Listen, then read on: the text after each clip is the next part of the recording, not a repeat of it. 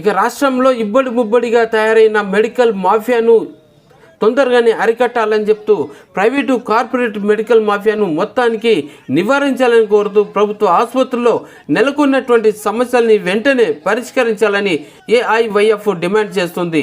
అయితే కోటిలోని director of public health కార్యాలయాన్ని ముట్టడించేందుకు కూడా సిద్ధమయ్యారు. ఇక కార్యాలయంలోకి చొచ్చుకెళ్తున్న క్రమంలో ఆందోళనకారులని పోలీసులు అడ్డుకున్న తీరు ఇక్కడ మనకు కనబడుతుంది.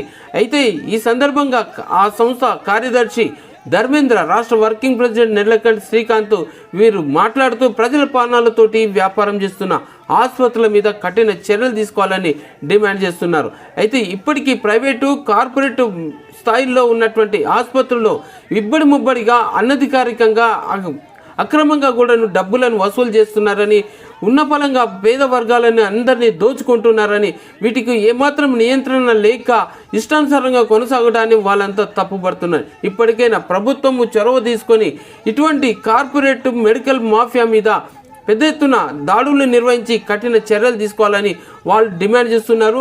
ఈ పిక్చర్లో మనకు కనబడుతుంది క్లియర్గా. అక్కడ విద్యార్థులు, ఏఐవైఎఫ్ నాయకులు వాళ్ళంతా కలిసి ప్రజలకు సరైనటువంటి న్యాయము, రోగులకు సరైన సకాలంలో సేవలు అందించాల్సినటువంటి అవసరం ఎంతైందని చెప్పేసి ప్రభుత్వానికి తెలియజెప్పేటువంటి క్రమంలో చేసినటువంటి ఈ నిరసనను ఇక్కడ మనకు స్పష్టంగా కనబడుతుంది.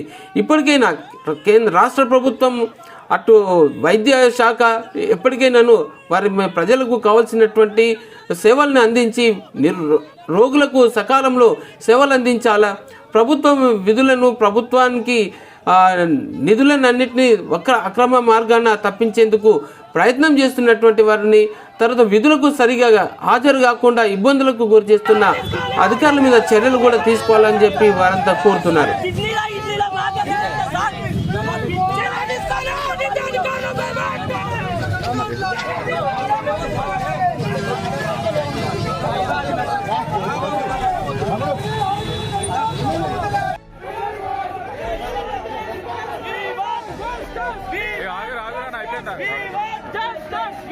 right.